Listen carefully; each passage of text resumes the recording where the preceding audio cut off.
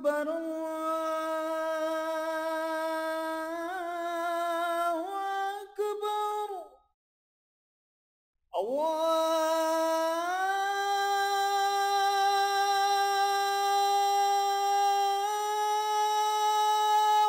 أكبر الله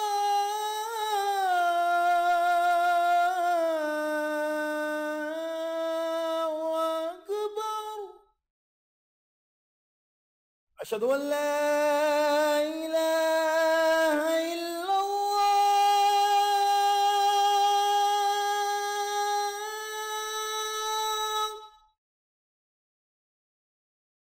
أشهد أن لا إله إلا الله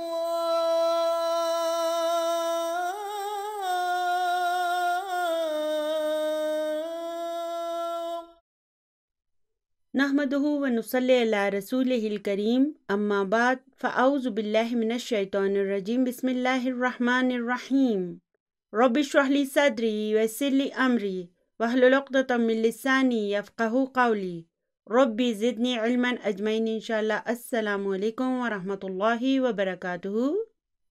اللہم یسر ولا تعسر وتمم بالخیر۔ پچھلی ویڈیو میں ہم اولڈ بک 3 کے پہلے سبق پر تھے۔ اگر آپ نیو بکس استعمال کر رہے ہیں تو نیو بک 6 کے پہلے سبق پر آ جائیں۔ پچھلی ویڈیو میں ہم نے علامات الاعراب الاصلیۃ والفرعیۃ کو پڑھا تھا، یعنی کہ اعراب کی اصلی اور ثانوی علامات۔ تو پہلی علامت کیا تھی؟ ضمہ۔ یہ رفع کی اصلی علامت ہے، ٹھیک ہے، یعنی کہ کسی اسم کے مرفوع ہونے کی اصلی علامت ضمہ ہے۔ پھر فتح، یہ نصب کی علامت ہے، یعنی کسی اسم کے منصوب ہونے کی اصلی علامت ہے۔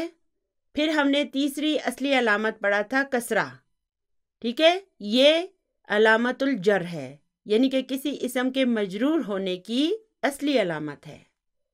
تو یہ تینوں جو ہے نا وہ اسماء کے مرفوع، منصوب اور مجرور ہونے کی اصلی علامات کہلاتی ہیں۔ اور ان کے علاوہ ہم نے کچھ ثانوی علامات بھی پڑھی تھیں، اور وہ کون کون سی تھیں؟ پہلی تھی جمع مؤنث سالم۔ تو جمع مؤنث سالم کے بارے میں ہم نے پڑھا تھا کہ جب یہ منصوب ہوتا ہے تو اس پر فتح کی جگہ کسرہ آتی ہے، لیکن اب فتح آنی چاہیے نا، لیکن جمع مؤنث سالم جب منصوب ہوتا ہے تو اس پر کسرہ آتی ہے، ٹھیک ہے۔ پھر ہم نے دوسرا گروپ پڑھا تھا الممنوع من الصرف، یعنی کہ ممنوع من الصرف جو ہوتے ہیں جب یہ مجرور ہوتے ہیں تو ان پر فتح آتی ہے۔ مجرور ہونے کی اصلی علامت کیا ہے؟ کسرہ، لیکن ان پر کیا آتا ہے؟ فتح۔ پھر تیسرا گروپ ہم نے پڑھا تھا اسماء الخمسہ کا۔ اسماء الخمسہ کے بارے میں ہم نے پڑھا تھا کہ جب یہ مضاف ہوتے ہیں تو مرفوع ہونے کی صورت میں ان کے آخر میں ایک واو کا اضافہ کیا جاتا ہے، اور یہی اس کے مرفوع ہونے کی ثانوی علامت ہے۔ اور پھر جب یہ مضاف ہوتے ہیں اور منصوب بھی ہوتے ہیں تو اس صورت میں ان کے آخر میں ایک الف کا اضافہ کیا جاتا ہے، اور پھر جب یہ مجرور ہوتے ہیں اور مضاف بھی ہوتے ہیں تو اس صورت میں ان کے آخر میں ایک یا کا اضافہ کیا جاتا ہے، جیسے ابو، ابا، ابی۔ تو ایسا کب ہوتا ہے؟ صرف جب یہ مضاف ہوتے ہیں، اور جب یہ مضاف نہیں ہوتے تو پھر یہ نارمل انداز میں مرفوع، منصوب اور مجرور ہوتے ہیں، یعنی کہ مرفوع، منصوب اور مجرور ہونے کی اصلی علامات ان پر ظاہر ہوتی ہیں۔ کب؟ جب یہ مضاف نہیں ہوتے۔ پھر ہم نے جمع مذکر سالم کو پڑھا تھا کہ اس کی جو مرفوع، منصوب اور مجرور ہونے کی علامات ہیں نا وہ تینوں کی تینوں ثانوی ہوتی ہیں، فرعی ہوتی ہیں، یعنی کہ جب یہ مرفوع ہوتے ہیں تو ان کے مرفوع ہونے کی علامت واو ہوتی ہے، جیسے المدرسون، اس میں جو یہ واو ہے نا یہ اس کے مرفوع ہونے کی علامت ہے۔ اور جب یہ منصوب ہوتے ہیں تو ان کے منصوب ہونے کی علامت یا ہوتی ہے، جیسے المدرسین۔ پھر جب یہ مجرور ہوتے ہیں تو پھر بھی ان کے مجرور ہونے کی علامت یا ہی ہوتی ہے، جیسے المدرسین۔ تو ان کی مرفوع، منصوب اور مجرور ہونے کی تینوں علامتیں جو ہیں نا یہ تینوں ثانوی علامات ہیں۔ اور یہ سب ہم بک 2 میں پڑھ چکے ہیں۔ پھر ہم نے 5واں گروپ پڑھا تھا مثنیٰ کا، کہ مثنیٰ کی بھی ساری علامات جو ہے نا وہ ثانوی ہوتی ہیں، اور جب یہ مرفوع ہوتا ہے تو اس کے مرفوع ہونے کی علامت الف ہوتا ہے، جب منصوب ہوتے ہیں تو ان کے منصوب ہونے کی علامت یا ہوتی ہے، اور جب یہ مجرور ہوتے ہیں تو ان کے مجرور ہونے کی علامت اس صورت میں بھی یا ہوتی ہے۔ پھر ہم نے تقدیری اعراب کو پڑھا تھا، یعنی کہ ایسے اعراب جو کہ ایسٹیمیٹڈ ہوتے ہیں، اندازن ہوتے ہیں۔ ہمیں پہلے سے پتہ ہوتا ہے کہ یہاں پر یہ علامت موجود ہے، لیکن ہماری آنکھوں کو وہ نظر نہیں آتی، ہمارے ذہن کو پہلے سے پتہ ہوتا ہے، ایسٹیمیٹڈ ہوتا ہے، اندازہ ہوتا ہے ہمیں۔ تو اس کی ہم نے پہلی قسم پڑھی تھی، المکسور هو الاسم المعرب الذي آخرہ الف لازمۃ۔ یہ ایک ایسا معرب اسم ہوتا ہے جس کے آخر میں الف لازمہ ہوتی ہے، لیکن دراصل یہ کیا ہوتی ہے؟ یا ہوتی ہے، لیکن ہم اسے الف پڑھتے ہیں، جیسے المستشفیٰ، الفتح اور العصا۔ اور ان کی خصوصیت یہ ہوتی ہے کہ ان کی تینوں حالتوں میں جو اعراب ہے نا وہ تقدیری ہوتے ہیں، ایسٹیمیٹڈ ہوتے ہیں، چھپے ہوئے ہوتے ہیں۔ اب یہاں پہ دیکھیں نا، قتل الفتح العفا بالعصا۔ الفتح کو دیکھیں، یہ فاعل ہے، یعنی کہ یہ مرفوع ہے، لیکن اس کے آخر کی ضمہ ہمیں نظر نہیں آ رہی، لیکن ہمیں پتہ ہے کہ چونکہ یہ فاعل ہے اس لیے یہ مرفوع ہے اور اس کے آخر میں ضمہ ہونی چاہیے۔ اسی طرح پھر دیکھیں العفا کیا ہے، یہ یہاں پر مفعول بھی ہے، اور مفعول بھی منصوب ہوتا ہے، اس کے باوجود اس کے آخر میں فتح موجود نہیں ہے، ٹھیک ہے نا؟ ہمیں پتہ ہے کہ اس کے آخر میں فتح ہونی چاہیے، لیکن ہماری آنکھوں کو نہیں نظر آ رہی۔ پھر بالعصا کو دیکھیں، یہ جار مجرور ہے، عصا مجرور ہے، اس کے باوجود اس کے آخر میں کسرہ موجود نہیں ہے۔ تو مکسور اسماء کے آخر میں تینوں ثانوی علامات چھپی ہوئی ہوتی ہیں، ایسٹیمیٹڈ ہوتی ہیں، اندازن ہوتی ہیں۔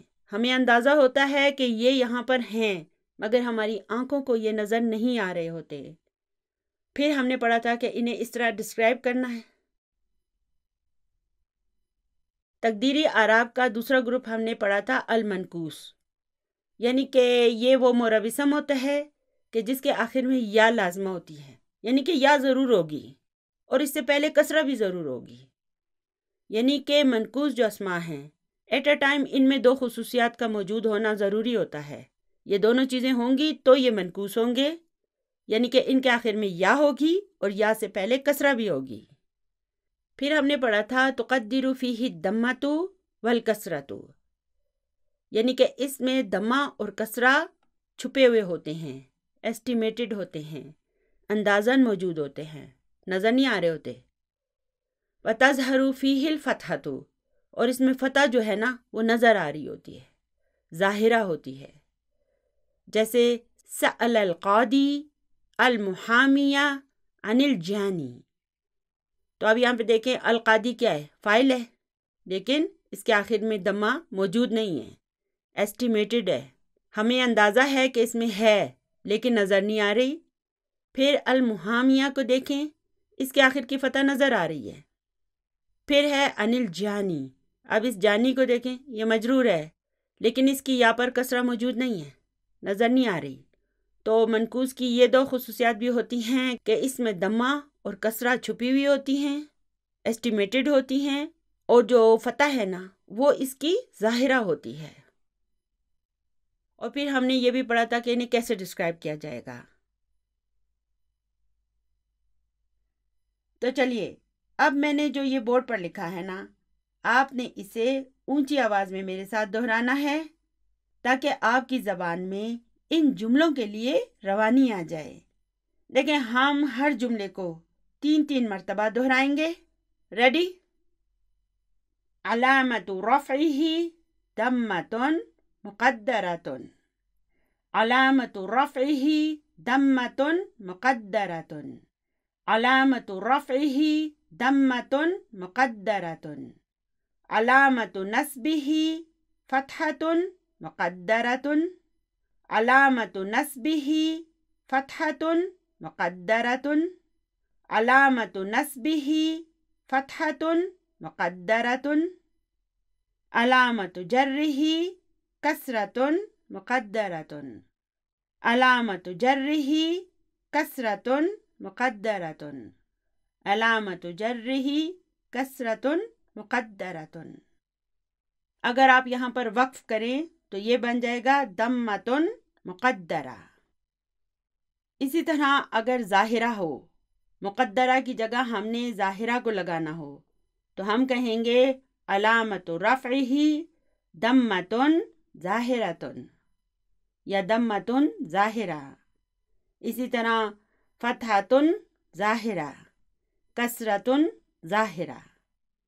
تو یہ جملہ کون سا ہے؟ جی ہاں، یہ جملہ اسمیہ ہے، علامت مبتدا ہے وہو مضاف، اور رفعی اس کا مضاف الیہ ہے وہو مضاف، اور پھر ہی جو ہے نا اس کا مضاف الیہ ہے، اور پھر خبر کا ہے ضمۃ، ضمۃ اس کی خبر ہے، اور مقدرۃ یہ اس کی نعت ہے۔ دیکھیں، اگر آپ انہیں اچھی طرح سمجھ لیں گے تو پھر یہ آپ کے لیے بہت آسان ہو جائیں گے، ٹھیک ہے؟ پھر یہ آپ کے لیے مشکل نہیں رہیں گے، اور جب آپ ان کی پریکٹس بھی کرتے رہیں گے تو یہ آپ کی یادداشت کا حصہ بھی بن جائیں گے۔ چلیے آگے بڑھنے سے پہلے ہم نے جو منقوص اسماء کے بارے میں پڑھا ہے نا، اسے مختصراً دہرا لیتے ہیں۔ منقوص ایسے اسماء ہوتے ہیں کہ جن کے آخر میں یا لازمہ ہوتی ہے اور اس یا سے پہلے کسرہ ہوتی ہے۔ ابھی میں آپ کو بتا چکی ہوں، یعنی منقوص میں دو نشانیاں اکٹھی ہونی چاہیے، یعنی کہ ایک تو اس کے آخر میں یا ہو اور یا سے پہلے کسرہ بھی ہو۔ تو چلیے، پچھلی ویڈیو میں ہم نے اس کی کیا مثال پڑھی تھی؟ فعل تھا قضا یقضی، تو جب ہم اس فعل کا فاعل فاعل کے وزن پر بناتے ہیں تو یہ کیا بن جائے گا؟ قاضی۔ تو اب اس طرح کی سچویشن میں پھر ہم کیا کرتے ہیں؟ ہم یا کو حذف کر کے اس کی نشانی کے طور پر ایک کسرہ اس سے پہلے والی کسرہ کے نیچے لگا دیتے ہیں، تو یہ بن جاتا ہے قادن۔ تو یہ قادن اب کیا ہے؟ مرفوع ہے۔ جب ہم اسے منصوب کریں گے تو پھر اس کی یا واپس کھل کر سامنے آ جائے گی، اور اب اس کے آخر میں فتح بھی ظاہر ہو جائے گی، اور یہ بن جائے گا قادین۔ اور پھر مجرور ہونے پر واپس اس کی یا کسرہ کی شکل اختیار کر کے محذوف ہو جائے گی، اور یہ بن جائے گا قادن۔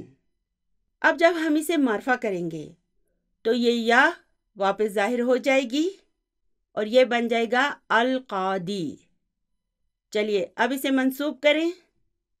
منصوب ہونے پر اس کی فتح پھر ظاہر ہو جائے گی اور یہ بن جائے گا القادیہ۔ اور چلیے اب پھر اسے مجرور کریں تو یہ پھر بن جائے گا القادی۔ تو اچھا، ابھی مجھے یہ بتائیں کہ منقوص اسماء میں اس کے آخر کی جو یا ہے یہ کب کب ظاہر ہوتی ہے؟ ایک تو جب یہ معرفہ ہو جاتے ہیں، دوسرا جب یہ منصوب ہوتے ہیں، اور تیسرا آج میں آپ کو بتا رہی ہوں کہ جب یہ مضاف ہوتے ہیں۔ تو اگر مجھے کہنا ہے مکہ کا قاضی، تو میں اسے عربی زبان میں کیسے کہوں؟ قاضی مکہ۔ تو اب دیکھیں نا، یہاں پر یہ قاضی مضاف ہے اور مرفوع ہے، لیکن اس کی یا بھی ظاہر ہو گئی ہے۔ وہ کیوں؟ کیونکہ یہاں پر یہ مضاف ہے۔ تو مضاف ہونے پر منقوص اسماء کی یا ظاہر ہو جاتی ہے۔ دیکھیں، اس پوائنٹ کو بھی آپ اپنی کاپی میں نوٹ کر لیں، یہ بہت اہم پوائنٹ ہے، اور میں آپ کو بار بار بتا چکی ہوں کہ آپ نے ہر روز کلید بک یعنی کہ کی بک کو بھی ضرور پڑھنا ہے، کیونکہ ڈاکٹر صاحب نے کلید بک میں بڑی ہی خوبصورتی کے ساتھ ہر بات سمجھائی ہے۔ یہی وجہ ہے کہ مدینہ بکس کو سمجھنے کے لیے یہ کی بکس ایک اہم ٹول کی حیثیت رکھتی ہیں۔ انہی کلید بکس کی وجہ سے یہ کورس اکثر لوگوں کے لیے آسان ہو جاتا ہے۔ تو بک 3 کو سمجھنے کے لیے آپ کو چاہیے کہ آپ ہر روز کلید بک کو پڑھیں، اور میری ویڈیوز میں آپ جن پوائنٹس کو پڑھیں گے نا، آپ نے ویڈیو کے ختم ہونے کے بعد انہیں کلیل بک میں بھی دوبارہ ضرور پڑھنا ہے، تاکہ آپ کے ذہن میں سب کچھ مکمل طور پر واضح ہو جائے۔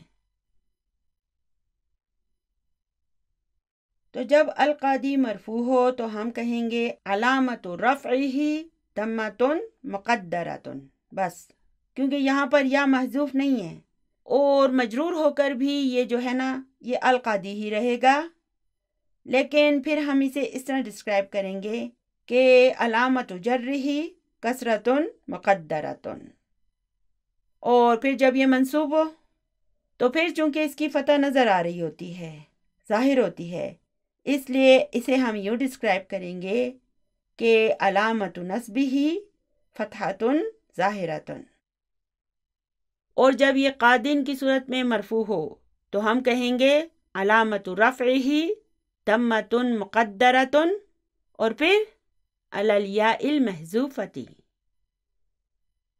پھر یہ قادن جب مجرور ہوگا تب ہم کہیں گے علامت جرہ کسرۃ مقدرۃ علی الیاء المحذوفۃ۔ سمجھ آ رہی ہے نا ساری بات ابھی؟ چلیے اب اپنے سبق پر آ جاتے ہیں۔ تو تقدیری اعراب کا تیسرا گروپ ہے المضاف الی یاء المتکلم، یعنی کہ جب کوئی اسم یا متکلم کے لیے مضاف ہوتا ہے، ٹھیک ہے نا، یعنی کہ کوئی اسم مضاف ہوگا اور یا متکلم اس کا مضاف الیہ ہو، تو اس صورت میں بھی مضاف کے اعراب جو ہے نا وہ تقدیری ہو جائیں گے، نظر نہیں آئیں گے۔ نحو، اس کی مثال ہے زمیلی۔ اب دیکھیں یہ زمیلی کیا ہے، یہ مضاف اور مضاف الیہ ہے، زمیلو مضاف ہے اور یا متکلم اس کا مضاف الیہ ہے، لیکن یا متکلم نے اس کے ضمہ کو کسرہ میں تبدیل کر دیا اور اسے زمیلی بنا دیا۔ پھر آگے ہے تقدر فیہ العلامات الثلاث، یعنی کہ اس میں تینوں قسم کی علامات چھپی ہوئی ہوتی ہیں۔ نحو، دعا جدی استاذی مع زملائی۔ اب دیکھیں دعا فعل ہے، جدی کو دیکھیں یہ اس کا فاعل ہے، اس میں جو جدو ہے وہ اس کا فاعل ہے، وہ ہوا مضاف اور یا متکلم اس کا مضاف الیہ ہے۔ پھر استاذی کو دیکھیں یہ اس کا مفعول بہ ہے، یہ دراصل استاذہ ہے، وہ ہوا مضاف اور یا متکلم اس کا مضاف الیہ ہے۔ پھر مع ظرف ہے اور زملائی، اس میں جو زملائی ہے یہ اس کا مضاف الیہ ہے، وہ ہوا مضاف اور یا متکلم اس کا مضاف الیہ ہے، ٹھیک ہے۔ تو دیکھیں تینوں صورتوں میں، فاعل کے ہونے کی صورت میں، مفعول بہ ہونے کی صورت میں اور اسم مجرور ہونے کی صورت میں، تینوں صورتوں میں اس میں اعراب کی علامات جو ہے نا وہ چھپی ہوئی ہوتی ہیں، یعنی کہ مقدرہ ہوتی ہیں۔ تو چلیے اب آگے ہے تقول فی اعراب ہذہ الکلمات، یعنی کہ انہیں ایکسپلین کرنے کے لیے، انہیں ڈسکرائب کرنے کے لیے ہم پھر یہ جملے کہیں گے۔ جدی فاعل مرفوع علامت رفعہ ضمۃ مقدرۃ۔ اس کے آگے آپ نے ایک اور جملہ لگانا ہے علی ما قبل یا المتکلم۔ یہ جملہ بھی میں آپ کو پہلے پڑھا چکی ہوں۔ دیکھیں ڈاکٹر عبدالرحیم صاحب نے یہ جملہ استعمال نہیں کیا ہے، لیکن بہت سی کتابوں میں یہ جملہ استعمال ہوتا ہے، تو اگر آپ بھی چاہیں تو اس کی ایکسپلینیشن میں یہ لکھ سکتے ہیں علی ما قبل یا المتکلم۔ تو اب استاذی کو ہم کیسے ایکسپلین کریں گے؟ ہم کہیں گے مفعول بہ منصوب علامت نصبہ فتحۃ مقدرۃ، اور آگے کیا کہیں ہم علی ما قبل یا المتکلم۔ پھر اس زملائی کو دیکھیں، اسے ہم کہیں گے مضاف الیہ مجرور علامت جرہ کسرۃ مقدرۃ۔ دیکھیں نا یہ کسرہ جو ہے نا یہ تو یا کی وجہ سے آئی ہے، اس کا مضاف الیہ کیا تھا؟ یا متکلم، تو اس کی وجہ سے یہ کسرہ آئی ہے۔ تو یہاں پر کچھ علماء کا اختلاف ہے، کچھ علماء یہ کہتے ہیں کہ یہاں پر یہ کسرہ اس لیے آئی ہے کہ چونکہ یہ مجرور ہے اور بعض علماء یہ کہتے ہیں کہ نہیں، چونکہ یا متکلم مضاف ہونے کی صورت میں اسم کی حرکت کو کسرہ میں تبدیل کر دیتی ہے، اس لیے یہاں پر یہ کسرہ بھی جو ہے یہ یا متکلم کی وجہ سے ہے۔ ٹھیک ہے، تو یہاں پر علماء کا اختلاف ہے، ہم اس پر بیٹھ کر لڑائی جھگڑا نہیں کر سکتے، بلکہ ہم کیا کریں گے، ہم دونوں قسم کے علماء کی رائے کا احترام کریں گے۔ ہو سکتا ہے کہ پہلا گروپ صحیح ہو سکتا ہے دوسرا گروپ صحیح ہو، لیکن ڈاکٹر عبد الرحیم صاحب نے بھی اسے کثرتن مقدرتن سے ایکسپلین کیا ہے۔ چلیے اب اس ٹیبل پر آ جاتے ہیں۔ دیکھیں، ہم نے بک 2 میں جو اسماء کے بارے میں اہم باتیں پڑھی تھی نا، وہ ہم نے بک 3 کے اس پہلے سبق میں دہرا لی ہیں، اور اب اس پہلے سبق میں ہم نے جو کچھ پڑھا ہے اسے مزید مختصر کر کے ہمیں اس ٹیبل کے ذریعے ذہن نشین کرایا جا رہا ہے۔ تو اب یہاں پر لکھا ہے علامات الاعراب الاصلیۃ والفرعیۃ۔ ٹھیک ہے، اعراب کی اصلی اور فرعی علامات کو جتنی بھی ابھی ہم نے پڑھی ہے نا، انہیں اس ٹیبل میں لکھ دیا گیا ہے تاکہ اس ٹیبل میں ہم ان میں جو فرق ہے نا اسے بآسانی سمجھ لیں۔ اور آگے لکھا ہے فی الاسمی، یاد رہے کہ ہم فی الحال اسماء کو پڑھ رہے ہیں، فعل کو نہیں پڑھ رہے۔ تو یہاں پہ لکھا ہے الحالۃ الاعرابیہ، یعنی کہ اعراب کی حالت، یعنی کہ یہاں پر اس کالم میں ہمیں بتایا جائے گا کہ کوئی اسم کس حالت میں ہے، مرفوع ہے، منصوب ہے یا مجرور ہے۔ العامل، یہ یعنی کہ اس کالم میں جو الفاظ ہیں ان کی وجہ سے الابنا مرفوع، منصوب یا مجرور ہو جاتا ہے، اور معطوف ہونے کی وجہ سے ان باقی اسماء پر بھی الابنا کا اعراب لگایا گیا ہے۔ تو پہلے کالم پر لکھا ہے الاسم ذو علامات الاعراب الاصلیۃ، یعنی کہ اعراب کی اصلی علامات والے اسماء، یعنی کہ اس کالم میں جتنے بھی اسماء ہیں نا ان پر اعراب کی اصلی علامات ہیں۔ پھر ہے جمع المؤنث السالمی، یعنی کہ اس کالم میں سارے جمع مؤنث سالم ہیں۔ پھر یہاں پر مثنیٰ، سارے مثنیٰ ہیں۔ یہاں پر جمع مذکر سالم ہیں، یہاں پر ممنوع من الصرف ہیں سارے، اور یہاں پر جو اسماء ہیں نا ان کا تعلق اسماء الخمسہ سے ہے۔ تو چلیے، جاء الابناء، جاء کیا ہے، فعل ہے، اور الابناء اس کا فاعل ہے، اور فاعل کیا ہوتا ہے، مرفوع، اس لیے یہاں پر دیکھیں مرفوع لکھا ہوا ہے، اور اس کے مرفوع ہونے کی علامت کیا ہے، ضمہ، اور یہ جو ہے نا یہ اس کے اعراب کی اصلی علامت ہے۔ اب اس الابناء کے بعد اس لائن میں جتنے بھی اسماء ہیں وہ معطوف علی الابناء ہیں، اس لیے جو الابناء کا اعراب ہوگا وہ ان سب کا بھی اعراب ہوگا، اور یہاں پر چونکہ الابناء مرفوع ہے اس لیے اس کی وجہ سے یہ سب بھی مرفوع ہیں۔ تو آگے ہے البنات، یہ جمع مؤنث سالم ہے اور یہاں پر مرفوع ہے، اور اس کے مرفوع ہونے کی علامت جو ہے نا وہ ضمہ ہے، یہ اعراب کی اصلی علامت ہے۔ یعنی کہ جمع مؤنث سالم جب مرفوع ہوتی ہے تو اس پر اعراب کی اصلی علامت آتی ہے، نارمل ضمہ آتی ہے۔ پھر ہے مثنیٰ، اور مثنیٰ جب مرفوع ہوتا ہے تو اس کے رفع کی علامت کیا ہے، الف، یہ نارمل علامت نہیں ہے بلکہ ثانوی علامت ہے۔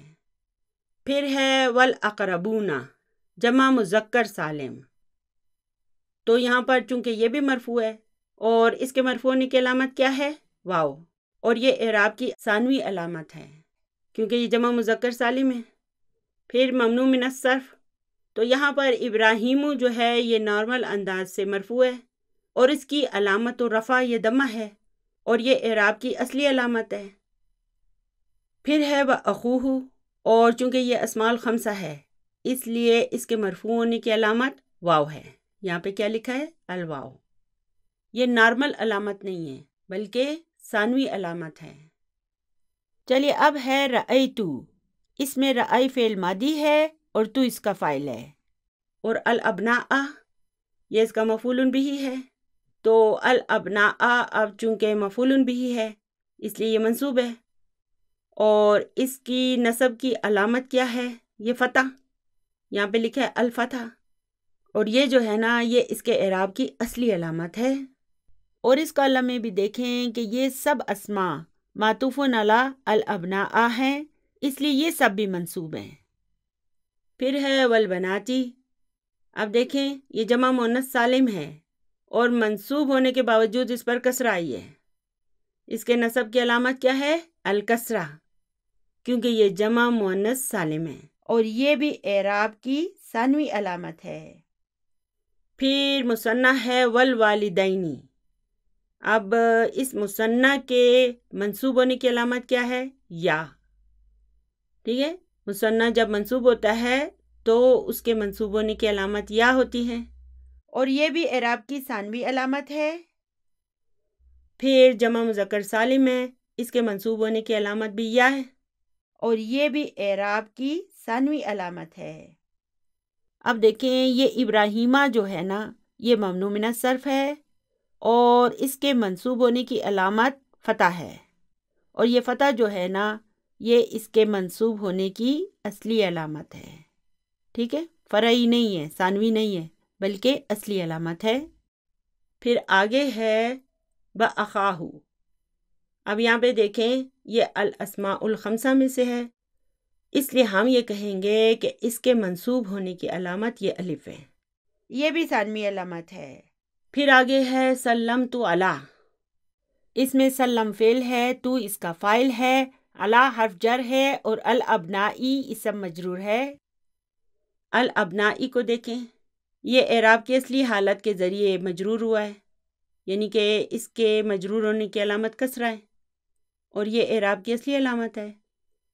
اب عامل کون ہے؟ علی، تو اب یہاں پہ دیکھیں کہ علی حرف جر ہے اور الابنائی اسم مجرور ہے، اور اس الابنائی کی وجہ سے باقی یہ سارے بھی مجرور ہیں، کیونکہ یہ سب معطوف علی الابنائی ہیں۔ اور اب آگے ہے والبناتی، یہ جمع مؤنث سالم ہے، یہ بھی جب مجرور ہوتا ہے تو اس پر اعراب کی اصلی علامت ظاہر ہوتی ہے، یعنی کہ کسرہ کے ذریعے یہ مجرور ہوتا ہے۔ پھر ہے والوالدینی، یہ مثنیٰ ہے، اور مثنیٰ جب مجرور ہوتا ہے تو اس کے مجرور ہونے کی علامت یا ہوتی ہے۔ پھر یہ جمع مذکر سالم ہے، اس کے مجرور ہونے کی علامت بھی یا ہوتی ہے۔ اب جو ممنوع من الصرف ہے نا یہ جب مجرور ہوتا ہے یہاں تبدیلی ہوتی ہے، یعنی مجرور ہونے پر اس پر فتح آتی ہے، یہ نارمل علامت نہیں ہے بلکہ ثانوی علامت ہے۔ پھر وَأَخِيهِ کو دیکھیں، چونکہ یہ اسماء الخمسہ ہے اس لیے یہ جب مجرور ہوتا ہے تو اس کے بعد ایک یا کا اضافہ ہوتا ہے، یہاں پہ بھی ہم کہیں گے کہ اس کے مجرور ہونے کی علامت یا ہے، اور یہ بھی ثانوی علامت ہے۔ چلیے اب میں ایسا کرتی ہوں کہ اس ٹیبل میں جو فرعی علامات ہیں یعنی کہ ثانوی علامات ہیں نا انہیں ہائی لائٹ کر دیتی ہوں۔ آپ بھی ایسا کریں کہ اپنی کتاب میں انہیں ہائی لائٹ کر دیں، تو اب آپ واضح طور پر دیکھ سکتے ہیں کہ اعراب کی اصلی علامات کہاں کہاں پر آتی ہیں اور ثانوی علامات کہاں کہاں پر ہیں۔ آپ اس چھوٹی سی ٹیبل میں ساری تفصیل دیکھ سکتے ہیں۔ چلیے اب آگے چلتے ہیں۔ اب آگے ہے الاعراب التقدیری، چلیے اب تقدیری اعراب کی ٹیبل آ گئی ہے۔ اب یہاں پہ لکھا ہے الحالۃ الاعرابیۃ العامل المضاف الی یا متکلمی المنقوص اور المکسور۔ تو دیکھیں یہاں پر میں آپ کو سمپلی بتاؤں، مکسور کے اعراب کی ساری علامات مقدرہ ہوتی ہیں، تقدیری ہوتی ہیں، اور منقوص میں صرف جو منصوب ہونے کی علامت فتح ہے یہ ظاہرہ ہوتی ہے، اور جب کوئی اسم مضاف ہوتا ہے یا متکلم کی طرف تو اس کے اعراب کی ساری علامات بھی جو ہے نا وہ تقدیری ہوتی ہیں، مقدرہ ہوتی ہیں۔ تو اب فعل ہے جاء اور اس کا فاعل ہے صدیقی، اور یہ دراصل کیا ہے؟ صدیقو۔ یا متکلم نے کیا کیا؟ اس کی دمہ کو کسرہ میں تبدیل کر دیا، اس لیے ہم یہاں پر کہیں گے اس کی علامت الرفع جو ہے وہ دمتن مقدرتن ہے۔ پھر آگے ہے المحامی، اس کے آخر میں بھی جو دمہ ہوتی ہے نا وہ مقدرہ ہوتی ہے، اس لیے یہاں پر لکھا ہوا ہے دمتن مقدرتن۔ پھر آگے ہے المصطفیٰ، یہ مکسور ہے اس لیے اس کی دمہ بھی مقدرہ ہے۔ پھر ہے رأیتو، یہاں پر بھی رأی فعل ماضی ہے اور تو اس کا فاعل ہے، اور پھر اس کا مفعول بھی کہاں ہے؟ اب اس کا مفعول بھی ہے صدیقہ۔ یا متکلم کیا کرتی ہے؟ اس کی فتح کو کسرہ میں تبدیل کر دیتی ہے، اس لیے ہم یہ کہیں گے کہ اس کی علامت النصب جو ہے نا وہ فتحۃ مقدرۃ ہے۔ پھر آگے ہے المحامیہ، یہاں پہ فتح ظاہر ہو گئی، کیوں؟ کیونکہ یہ منقوص ہے، اس لیے ہم کہیں گے کہ اس کی علامت النصب یعنی کہ منصوب ہونے کی علامت فتحۃ ظاہرہ ہے۔ پھر ہے المصطفیٰ، اس میں بھی فتحۃ مقدرۃ ہے۔ میں آپ کو بتا چکی ہوں کہ مکسور میں ساری علامات جو ہے نا وہ مقدرہ ہوتی ہیں، اس لیے یہاں پر فتح بھی مقدرہ ہے۔ چلیے اب آگے ہے سلمت علی صدیقی۔ اب اس میں وہی میں نے آپ کو بتایا تھا کہ علماء کا اختلاف ہے، لیکن ہمیں ڈاکٹر عبدالرحیم صاحب نے یہی بتایا ہے کہ یہاں پر ہم کہیں گے کہ کسرۃ مقدرہ۔ پھر آگے ہے المحامی، اس میں بھی کسرہ مقدرہ ہوتی ہے، اور المصطفیٰ اس میں بھی کسرہ مقدرہ ہوتی ہے۔ تو دیکھیں صرف منقوص میں فتح ظاہرہ ہوتی ہے، باقی اس پوری ٹیبل میں اعراب کی علامات جو ہے نا وہ مقدرہ ہیں۔ چلیے اب یہ بھی دیکھ لیتے ہیں کہ ہم انہیں کیسے ایکسپلین کریں گے۔ تو جا کیا ہے؟ یہ فعل ماضی ہے اور الابناء اس کا فاعل ہے، اور ہم اسے کیسے ایکسپلین کریں گے؟ ہم کہیں گے فاعل مرفوع علامت رفعہ ضمۃ ظاہرۃ، اور پھر اس البنات کو کیسے ایکسپلین کریں؟ ہم کہیں گے مرفوع علامت رفعہ ضمۃ ظاہرۃ۔ پھر آگے ہے والوالدانی، یہ مثنیٰ ہے نا، اس لیے اسے ہم اس طرح ایکسپلین کریں گے، ہم کہیں گے مرفوع علامت رفعہ الالف لأنہ المثنى، مثنیٰ نہیں لکھنا، المثنى۔ میں کہتی جاؤں گی، اگر آپ چاہیں تو آپ انہیں لکھتے جائیں، یاد رہے کہ میں آخر میں وقف نہیں کروں گی، تاکہ اگر آپ اسے لکھ رہے ہیں تو آپ آخر کے اعراب کو صحیح طرح سے لکھ سکیں۔ چلیے اب ہے والاقربون، یعنی کہ قریبی رشتہ دار، تو اسے ہم کیسے ایکسپلین کریں گے؟ ہم کہیں گے مرفوع علامت رفعہ الواو لأنہ جمع مذکر سالم۔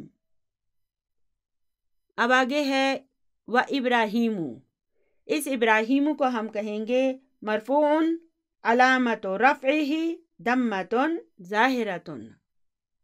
پھر آگے ہے اخو، اسے ہم کہیں گے مرفوع علامت رفعہ الواو لأنہ من الاسماء الخمسۃ وہو مضاف۔ چلیے اب رأی فعل ہے تو اس کا فاعل ہے، اور الابناء یہ اس کا مفعول بھی ہے، اور اسے ہم کیسے ایکسپلین کریں گے؟ ہم کہیں گے مفعول به منصوب علامت نصبہ فتحۃ ظاہرۃ۔ چلیے اب آگے جو الفاظ ہیں نا یہ معطوف علی ابناء ہیں، تو اب اس البناتی کو ہم کیسے ایکسپلین کریں گے؟ ہم کہیں گے منصوب علامت نصبہ الکسرۃ لأنہ جمع مؤنث سالم۔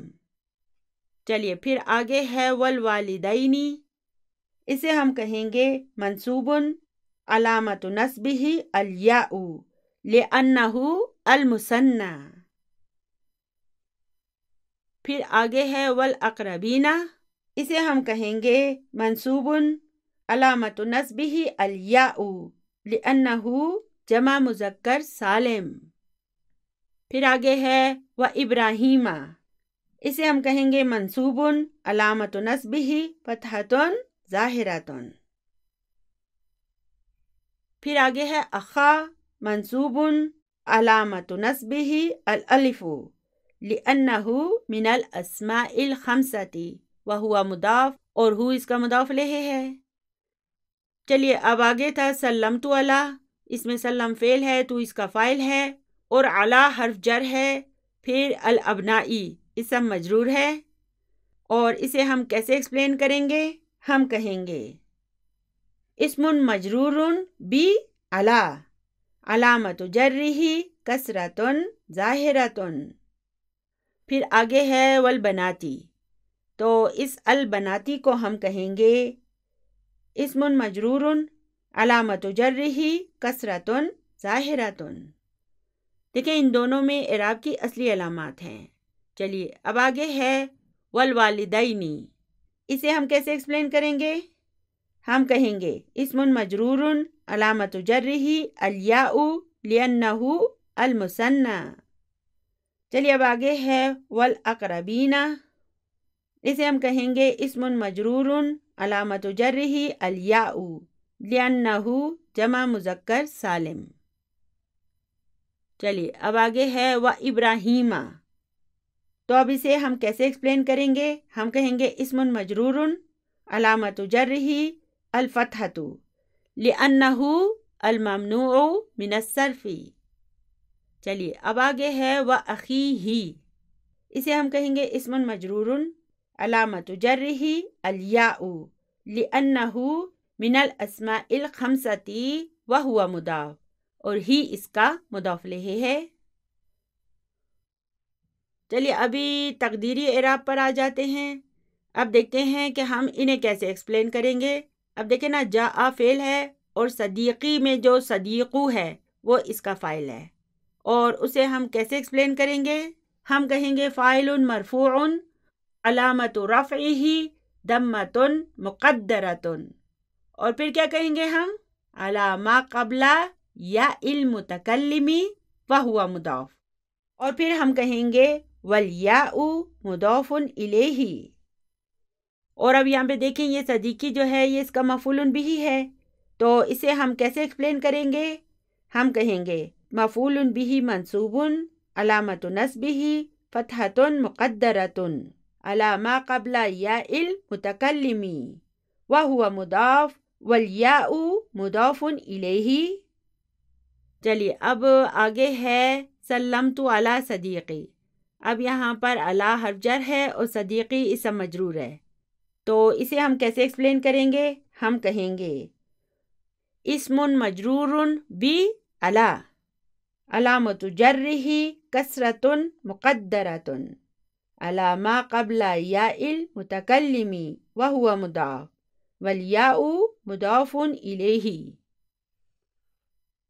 تو بھی ہم نے یا متکلم کے ساتھ تینوں قسم کے تقدیری اعراب کو ایکسپلین کر لیا۔ چلیے اب منقوص پر چلتے ہیں۔ تو سب سے پہلے ہے المحامی، اب یہ بھی فاعل ہے نا، اس لیے ہم کہیں گے فاعل مرفوع علامت رفعہ ضمۃ مقدرۃ، اور پھر آگے ہم لکھ سکتے ہیں علی آخرہ۔ دیکھیں ڈاکٹر صاحب نے یہاں پر علی آخرہ ریکمینڈ نہیں کیا، لیکن بعض کتابوں میں لکھا ہوتا ہے، اس لیے میں آپ کو بتا رہی ہوں، اگر آپ چاہیں تو لکھ لیں، نہ چاہیں تو نہ لکھیں۔ چلیے اب اس کے بعد ہے المحامیہ، اب یہ بھی یہاں پر مفعول بھی ہے نا، اس لیے ہم کہیں گے مفعول بہ منصوب علامت نصبہ فتحۃ ظاہرۃ علی آخرہ۔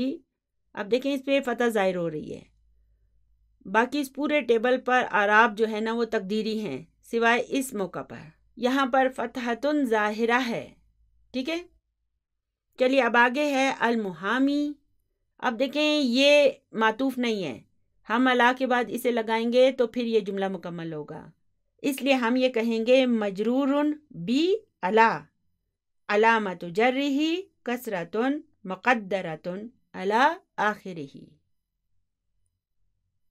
تو اب یہ ہو گئی منقوص کی حالتیں۔ چلیے اب مکسور پر چلتے ہیں۔ المصطفیٰ جب مرفوع ہوگا، فاعل ہوگا، تو ہم کیا کہیں گے؟ فاعل مرفوع علامت رفعہ ضمۃ مقدرۃ علی آخرہ۔ پھر المصطفیٰ کو ہم کیا کہیں گے؟ ہم کہیں گے مفعول بہ منصوب علامت نصبہ فتحۃ مقدرۃ علی آخرہ۔ چلیے پھر ہے المصطفیٰ. اب یہاں پہ یہ مجرور ہے تو اسے ہم کیسے ایکسپلین کریں گے؟ اسے ہم کہیں گے مجرور بی علا، علامت جرہ کسرۃ مقدرۃ علی آخرہ. چلیے آگے چلتے ہیں. اب یہاں پہ دیکھیں کہ اصلی، فرعی، ظاہرہ اور مقدرہ سب علامات والے اسما جو ہے نا انہیں اکٹھا کر کے لکھ دیا گیا ہے. ٹھیک ہے، ابھی ہم ان سب کو پڑھ چکے ہیں. اب یہاں پہ دیکھیں مرفوع حضرہ الابناء والبنات والوالدان والاقربون وابراہیم واخوہ وصدیقی المحامی المصطفیٰ. ٹھیک ہے، دیکھیں یہ کتنے مختلف لگ رہے ہیں ایک دوسرے سے، لیکن یہ سب مرفوع ہیں. پھر یہاں پر لکھا ہے المنصوب دعوت الابناء والبنات والوالدین والاقربین وابراہیم واخاہ وصدیقی المحامی المصطفیٰ. اب یہ جتنے بھی ہیں نا اس میں اعراب کی اصلی علامات بھی ہیں، فرعی بھی ہیں یعنی کہ ثانوی بھی ہیں، ظاہرہ بھی ہیں، مقدرہ بھی ہیں، یہ سب منصوب ہیں. پھر آگے ہے المجرور اتصلت بالابناء، یعنی کہ میں نے رابطہ کیا بیٹوں کے ساتھ، والبناتی اور بیٹیوں کے ساتھ، والوالدینی اور ماں باپ کے ساتھ، والاقربین اور رشتہ داروں کے ساتھ، وابراہیم اور ابراہیم، واخیہ اور اس کے بھائی، وصدیقی اور میرے دوست، المحامی وکیل، المصطفیٰ اور مصطفیٰ چنا ہوا. تو اب یہاں پہ دیکھیں یہ سارے الفاظ کتنے مختلف ہیں لیکن یہ سب مجرور ہیں. تو آج کا ہمارا سبق بس یہیں تک تھا. دعاؤں میں یاد رکھے گا. نستغفر اللہ الذی لا الہ الا هو الحی القیوم ونتوب الیہ. سبحان ربک رب العزت عما یصفون وسلام علی المرسلین والحمد للہ رب العالمین. جزاکم اللہ خیرا کثیرا. السلام علیکم ورحمۃ اللہ وبرکاتہ.